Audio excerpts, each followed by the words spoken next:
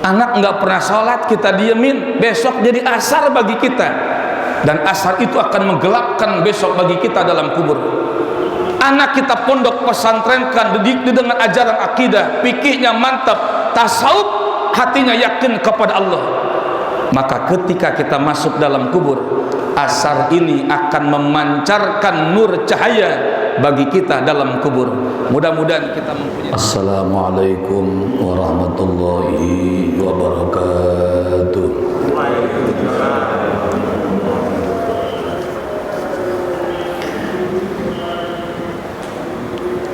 Bismillahirrahmanirrahim. Alhamdulillahi rabbil alamin. Wa bihi nasta'inu ala umuri dunya waddin, wa ala alihi wa sahbihi ajma'in, amma ba'du. Subhanaka la ilma lana illa ma 'allamtana, innaka antal alimul hakim. Qala Allah Ta'ala, a'udzu billahi minasy syaithanir rajim. Bismillahirrahmanirrahim. Fa in ittaba'ta ahwa'ahum ba'da alladhi ja'aka minal ilmi ma laka minallahi min waliyyin wa la nasir. Wa qala Allah Ta'ala aidan, faman tabi'a hudaya fala khaufun 'alaihim wa la hum yahzanun. Shadaqallah wa sadaqa rasuluhu habibul karim, wa ana wa nahnu ala dhalika minasy syahidin wasyakirin, walhamdulillahi rabbil alamin. Kepada seluruh jamaah kaum muslimin wal muslimat, para pengurus Masjid Jami Al-Mu'min, dan seluruh para sepuh, para tokoh masyarakat, para bapak, para ibu yang hadir dalam kesempatan yang mulia ini, yang insyaallah kumpul kita di ini tempat yang sangat mulia, menjadi penyebab turunnya rahmat dan barakah dari Allah Subhanahu wa Ta'ala. Puji dan syukur sama kita panjatkan kehadirat Allah, Allah yang menganugerahkan kepada kita dengan segala bentuk kenikmatan, dari nikmat iman, Islam, hidayah, taufik, sehat wal afiat, nikmat panjang umur, sehingga dalam kesempatan yang mulia ini Allah menggerakkan hati dan langkah kita untuk duduk bersimpuh bertaqarrub ilallah Ta'ala, untuk sama melaksanakan ibadah kepada Allah Ta'ala. Insyaallah mudah-mudahan setiap langkah yang kita langkahkan dari rumah masing-masing menjadi langkah ampunan dari Allah Subhanahu wa Ta'ala. Salawat dan salam mudah-mudahan selalu tercurah terlimpah kepada Rasul yang mulia, Nabi yang agung, Nabi besar Muhammad sallallahu alaihi wasallam, dan tak lupa kepada para keluarga, sahabat, tabi'in, tabi'at ila yaumil qiyamah. Hadirin kaum muslimin wal muslimat rahimakumullah. Ibrahim bin Adham adalah seorang ulama sufi, ulama tasawuf, ulama yang Allah berikan anugerah akidah yang kuat, ulama yang mengenal mengetahui tentang furu'iyah, ilmu-ilmu fikih untuk penyempurna dalam ibadah kepada Allah. Sekaligus Ibrahim bin Adham mempunyai kebeningan hatinya kepada Allah Ta'ala. Beliau mempunyai para guru-guru, ulama-ulama yang saleh seperti Sufyan Ats-Tsauri. Sufyan Ats-Tsauri ini dikenal dengan As-Sajjad, ahli sujud kepada Allah Ta'ala. Dia habiskan untuk sujud kepada Allah Ta'ala. Dia habiskan dalam masa hidupnya untuk taqarrub kepada Allah Ta'ala. Saking kebeningan hati Sufyan Ats-Tsauri sebagai gurunya Ibrahim bin Adham, beliau dalam hidupnya tidak pernah melihat ke atas langit saking malunya kepada Allah Ta'ala. Dan juga Ibrahim bin Adham mempunyai guru yang bernama Fudail bin Iyad. Fudail bin Iyad pun termasuk dari kalangan ulama-ulama yang istiqomah kepada Allah dan ulama yang dibeningkan hatinya untuk taqarrub kepada Allah. Ibrahim bin Adham merupakan anak dari kepala negara. Bahasa kita anak presiden yang mempunyai harta yang banyak, yang mempunyai pasukan-pasukan yang banyak, bahkan mempunyai daripada jabatan-jabatan di kalangan istana Ibrahim bin Adham. Tetapi menginjak kepada hidayah taufik yang Allah berikan kepada Ibrahim bin Adham, beliau meninggalkan kenikmatan. Beliau Ibrahim bin Adham meninggalkan istana yang diduduki, istana yang ditempati oleh ayahandanya Ibrahim bin Adham. Satu waktu banyak orang yang bertanya kepada Ibrahim bin Adham, "Wahai Ibrahim bin Adham, kenapa sebab engkau meninggalkan nilai-nilai harta benda yang banyak yang ada di istanamu untuk hanya sekedar meraih daripada talaban lil akhirah, untuk mencari daripada kesenangan akhirat?" Beliau rela untuk meninggalkan kesenangan dunia hanya untuk menggapai kesenangan akhirat. Beliau rela meninggalkan harta jabatan yang banyak di istananya hanya untuk nanti kemuliaan di akhirat. Apa yang menyebabkan engkau terlena dengan urusan akhiratmu, wahai Ibrahim bin Adham, sampai meninggalkan urusan duniamu? Apa jawaban Ibrahim bin Adham? Ada 3 sesungguhnya yang menyebabkan diriku terlena untuk mencari kehidupan akhirat. Yang pertama, ra'aitul qabra muhisan, sebab aku meyakini bahwa besok aku di dalam kubur dalam keadaan menyendiri.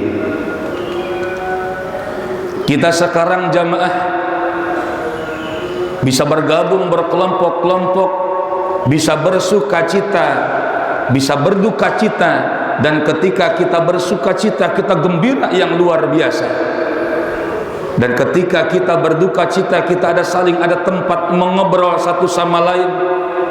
Anak bisa curhat terhadap orang tuanya, orang tua bisa curhat terhadap anaknya, murid bisa curhat kepada gurunya, dan guru bisa bercurhat hati kepada muridnya. Tapi bagaimana besok kita di dalam kubur, jamaah yang dimuliakan Allah? Ra'aitul qabra muhisan, aku besok di dalam kubur dalam keadaan menyendiri, kata Ibrahim bin Adham. Maka aku terlena dengan urusan akhiratku dan hatiku meninggalkan urusan duniaku.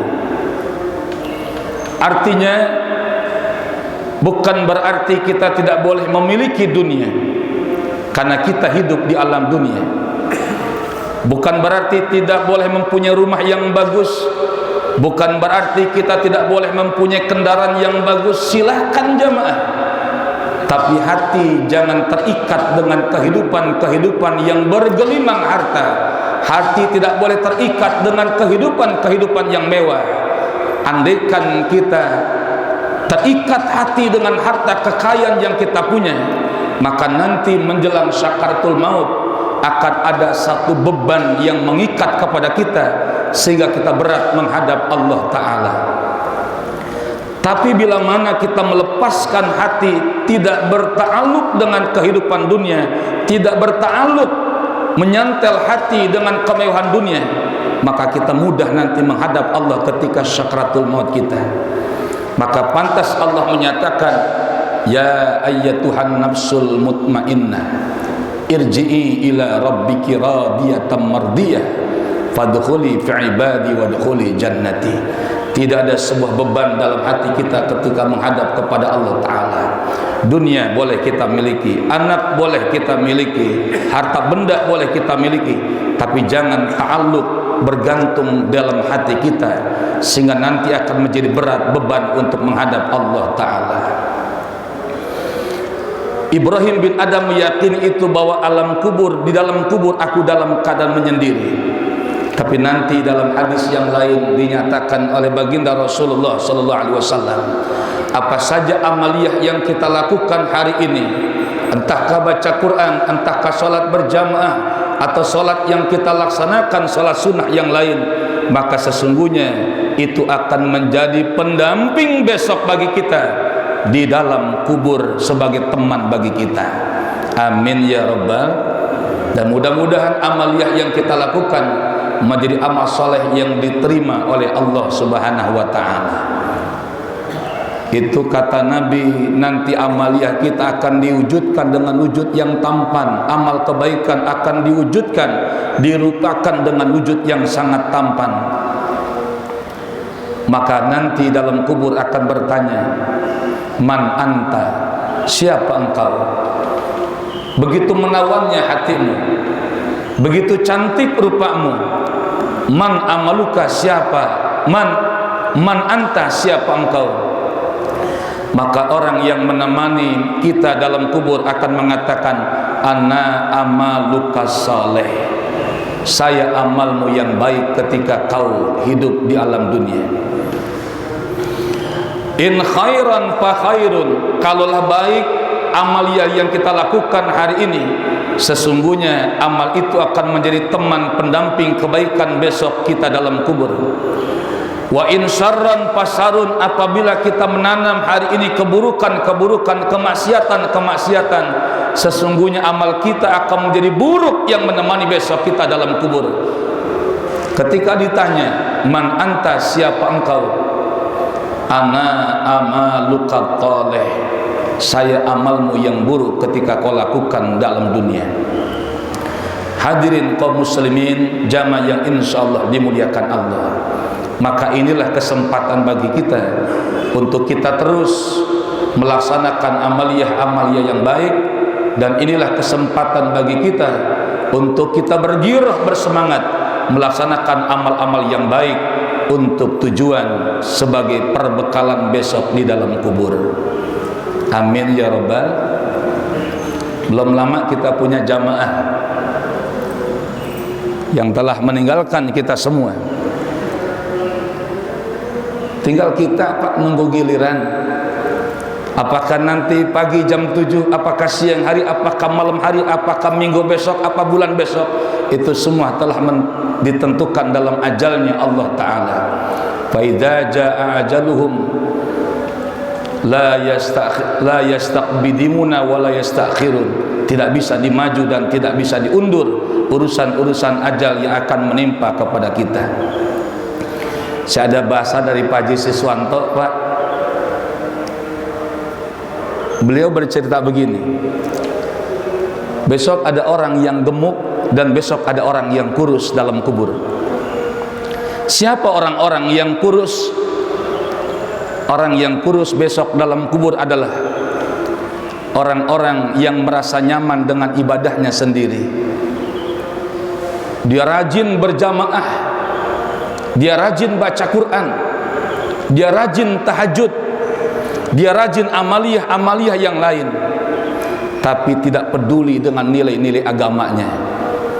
Ada orang yang bangun masjid di samping rumahnya, dia masa bodoh dengan urusan agamanya.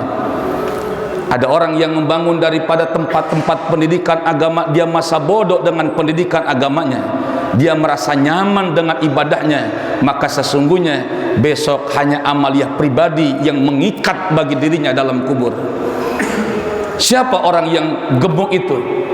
Orang yang gemuk adalah orang yang biasa barangkali ibadahnya, sholatnya biasa, amaliyahnya biasa, baca Qur'annya enggak sampai 1 juz barangkali satu hari, hanya 1 ayat. Amaliyah yang biasa, tahajud yang biasa, witir yang biasa, tetapi dalam hatinya punya kepedulian dalam agamanya. Ada pembangunan masjid, dia menjadi motor penggerak terdahulu untuk membantu masjidnya. Ada pembangunan pendidikan agama, dia motor penggerak pertama, karena dia meyakini jamaah yang dimuliakan Allah, apa yang kita lakukan hari ini akan menjadi asar kebaikan bagi kita, yang asar itu akan menjadi kebaikan besok dalam kubur bagi kita. Dan ini diterangkan jamaah, inna nahnu nuhyil mauta wa naktubu ma qaddamu wa atharahum wa kulla syai'in ahsaynahu fi imamin mubin. Inna nahnu nuhyil mauta, sesungguhnya kata Allah, kami menghidupkan orang-orang yang telah mati. Wa naktubu ma qaddamu, dan kami Allah telah mencatat apa saja yang mereka telah lakukan. Wa asarahum, dan asar-asar mereka. Apa itu asar? Bekas peninggalan yang mereka lakukan di alam dunia. Pak Haji Sugianto barangkali sudah tidak nampak terlihat oleh mata kita, tapi sesungguhnya peninggalannya masih ada di masjid yang mulia ini jamaah. Apa saja yang beliau perjuangkan untuk masjid ini, maka setiap orang-orang yang berjamaah, beliau mendapatkan nilai pancaran nur cahaya dalam kubur dari sebab asar yang mereka telah lakukan, asar yang beliau lakukan. Barangkali yang kemarin Bapak Haji telah meninggalkan kita, ada asar di masjid yang mulia ini, dan sesungguhnya peninggalan beliau di masjid ini akan menjadi dampak kebaikan bagi beliau dalam kubur jamaah yang dimuliakan Allah. Terus yang lain, pesantren yang kita bangun, tempat pendidikan yang kita bangun, selama ada orang-orang yang mencari ilmu di dalamnya, maka para tulabatul ilmi yang mencari ilmu, maka ketika kita sampai dalam kubur, amaliyah-amaliyah mereka lakukan sampai juga bagi kita dalam kubur. Itulah yang disebut wa atharahum, asar-asar peninggalan yang mereka lakukan. Cuma asar ada 2 jamaah. Ada asar yang bergerak, ada asar yang tidak bergerak. Mana asar yang bergerak? Anak turunan kita, itu asar dari kita. Itulah peninggalan-peninggalan dari air mani yang kita keluarkan dari istri kita sehingga menjadi anak turunan, dan itulah asar-asar kita. Hati-hati jamaah, masa bodoh kita mau urusan anak, babak belur besok kita dalam kubur. Mentah jamaah, keyakinannya kepada Allah tidak ada, ibadahnya kurang kepada Allah, maka sesungguhnya asar yang bergerak itu, anak turunan itu, andaikan ia melakukan maksiat hidup di alam dunia, maka kemaksiatan anak menjadi asar besok keburukan bagi kita dalam kubur. Anak nggak pernah sholat, kita diemin, besok jadi asar bagi kita, dan asar itu akan menggelapkan besok bagi kita dalam kubur. Anak kita pondok pesantrenkan, dididik dengan ajaran akidah, fikihnya mantap, tasawuf, hatinya yakin kepada Allah, maka ketika kita masuk dalam kubur, asar ini akan memancarkan nur cahaya bagi kita dalam kubur. Mudah-mudahan kita mempunyai turunan-turunan yang saleh. Amin ya rabbal. Jangan pernah bosan jamaah untuk mendoa kepada Allah. Dan jangan pernah bosan kita untuk selalu hati kita terikat kepada Allah untuk meminta anak-anak turunan kita anak turunan yang saleh. Saya yakin jamaah, apa yang kita panjatkan lidah kita kepada Allah, hati kita kepada Allah, yang kita terus memohon kepada Allah, ya hari ini kita belum melihat anak turunan dengan pandangan mata kita menjadi orang yang baik, tapi sesungguhnya doa orang tua, doa orang ayah anda, doa ibunda akan terus mengalir bagi anak-anak turunan kita jamaah yang dimuliakan Allah. Kita nangis malam kepada Allah, netesin air mata sampai air mata jatuh ke bumi. Ya Allah, Rabbi habli minas solihin, berikan kepada kami turunan-turunan yang baik ya Allah, turunan yang soleh. Doa itu akan terus mengintai kemana saja anak turunan kita berada, sehingga kita masuk ke dalam kubur nanti doa itu akan menjadi nur hidayah dalam hati anak turunan kita. Boleh jadi kita meninggal, nanti anak kita dijadikan orang-orang yang pandai hidayah taufik, dan Allah jadikan anak kita minat taibin, orang-orang yang taubat kepada Allah. Amin ya rabbal. Itu yang pertama jamaah. Jadi nanti ada orang yang gemuk, ada orang yang kurus. Yang kurus orang yang nyaman dengan ibadahnya tapi tidak merasa peduli dengan lingkungan kehidupannya. Ada orang yang gemuk, orang yang mungkin biasa dalam ibadahnya tetapi peduli dalam nilai-nilai agama sekitarnya.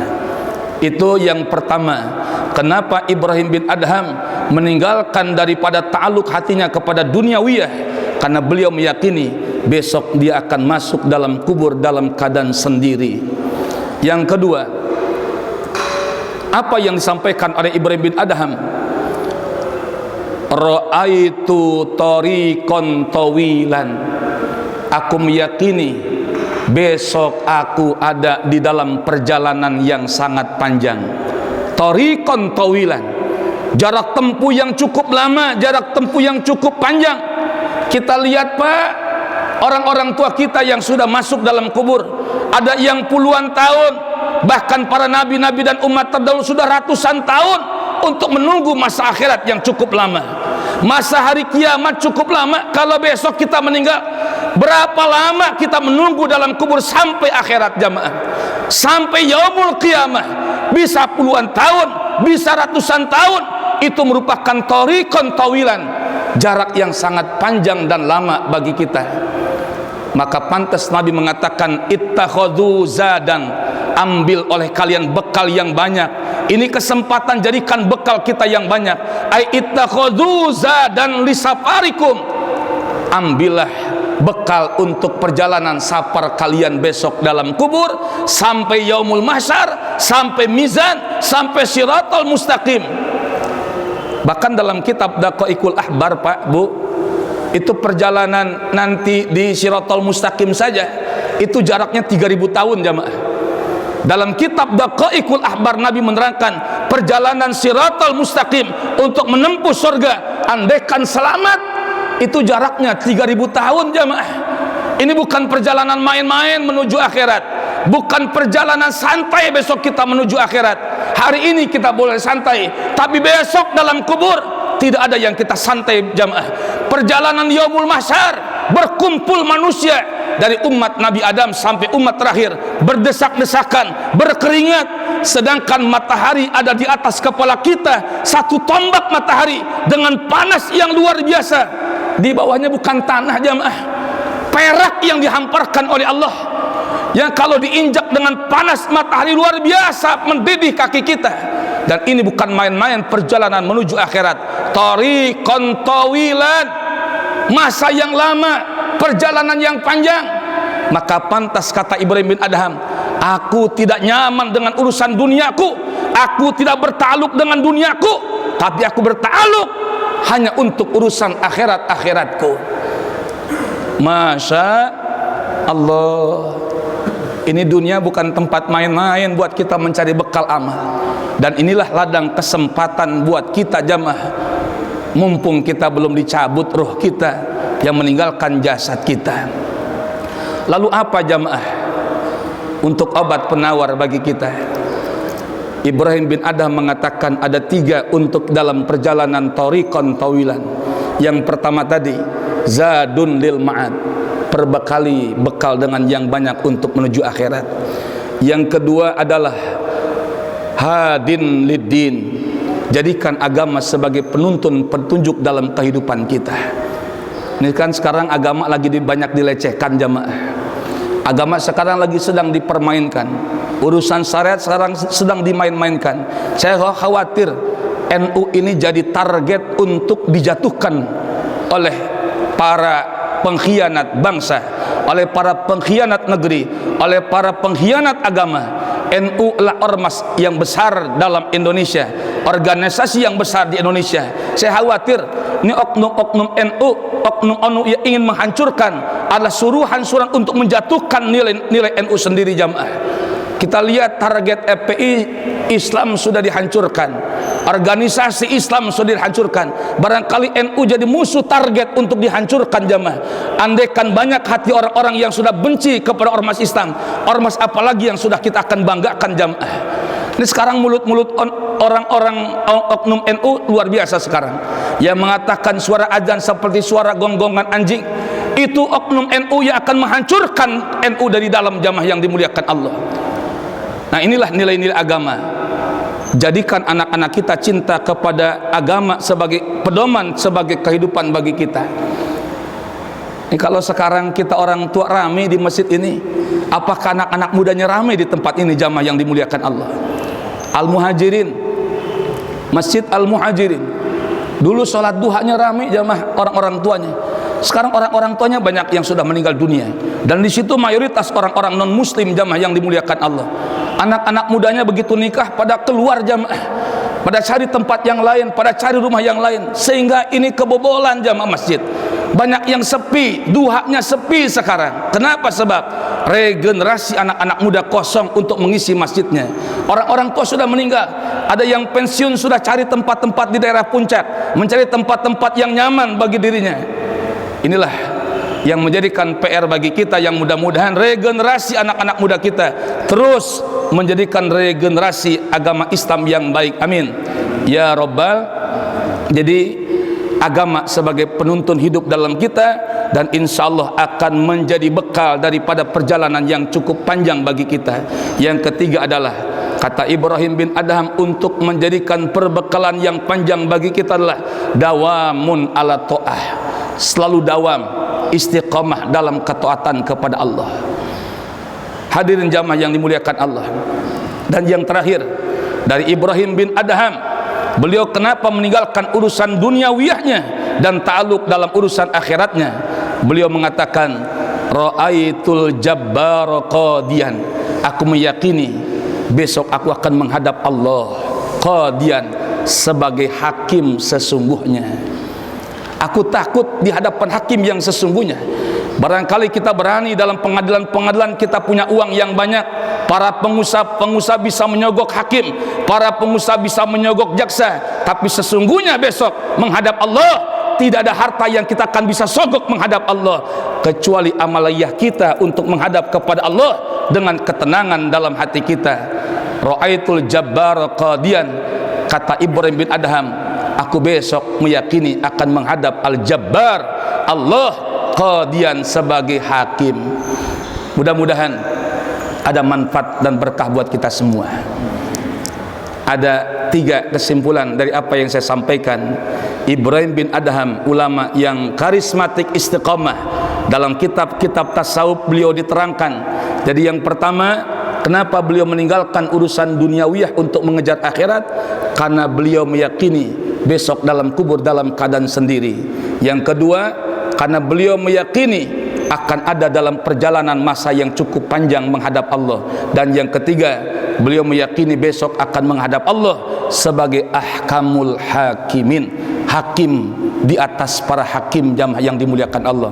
Kita baca suratul Fatihah. Mudah-mudahan dengan duduk kita di tempat ini, dengan ibadah kita hari ini, menjadikan satu wasilah Allah ampuni dosa-dosa kita, Allah sehatkan badan kita, Allah kuatkan iman Islam kita, Allah panjangkan umur kita dalam taat kepada Allah, Allah berikan sehat, selamat, mulia anak-anak turunan kita, dan semoga kita semua wafat dalam keadaan husnul khatimah. Ila hadziniyah wa kulli niyatin salihah wala hadratin nabika wa nabina Muhammad sallallahu alaihi wasallam. Al-Fatihah. A'udzu billahi minasyaitonir rajim. Bismillahirrahmanirrahim. Alhamdulillahi rabbil alamin arrahmanir rahim maliki yaumiddin. Iyyaka na'budu wa iyyaka nasta'in. Ihdinas siratal mustaqim. Siratal ladzina an'amta 'alaihim ghairil maghdubi 'alaihim waladdallin. Amin. Kalau boleh hari ini saya mengajak, hanya sekedar ajakan bukan permintaan. Maaf ya Pak Pengurus. Yang pertama, saya dengan kawan-kawan yang ada di sini sebagian, termasuk Pak Mul, Pak Haji Warjunet, Pak Haji Asiswanto, sedang membangun yaitu pondok pesantren untuk penambahan lahan, yaitu pembangunan pondok pesantren ada 300 meter untuk penambahan tempat. Saya mengajak hari ini, mudah-mudahan ada jamaah yang ingin membantu perjuangan pondok pesantren yaitu Ma'arif Nur Sadiah. Kami tunggu kedatangannya yaitu di pondok pesantren. Barangkali ada pasir yang ingin dibantu, ada semen yang ingin dibantu, atau besi yang ingin dibantu, silakan jamaah yang dimuliakan Allah langsung ke tempat untuk melihat daripada pembangunan pondok pesantren, dan insya Allah mudah-mudahan ini jadi bahan manfaat buat kita semua. Assalamualaikum warahmatullahi wabarakatuh.